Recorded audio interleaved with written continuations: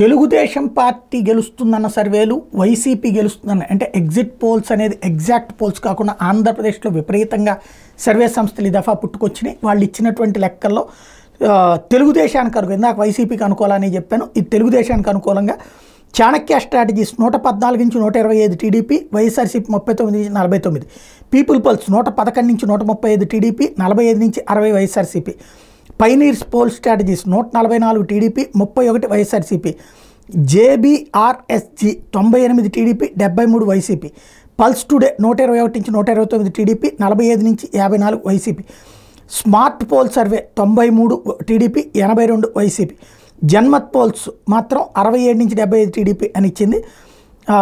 ఈ పైన సర్వేలను Chanakya strategies, people pulse, pioneer poll strategies, JBRSG, pulse today, smart poll, వీటన్నిటికీ తోడుగా బిగ్ టీవీ కూడా ఖచ్చితంగా తెలుగుదేశం పార్టీ విజయం సాధించబోతుంది అన్నటువంటిదే ఇచ్చింది.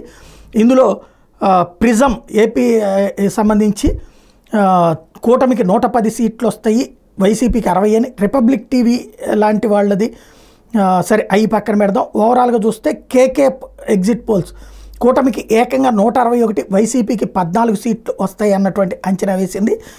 అలాగే ఎన్ఎఫ్ఓపిఎల్ సర్వే టీడీపీ కూటమికి 104 నుంచి 110, వైసీపీకి 65 నుంచి 71. మరోవైపున చూసుకుంటే చాణక్య స్ట్రాటజీస్ ఇందాక చెప్పినట్టే కూటమికి 114 నుంచి 125, వైసీపీ 39 నుంచి 49 అన్నటువంటిది సర్వేలు అంచనాలు చెప్తున్నాయి.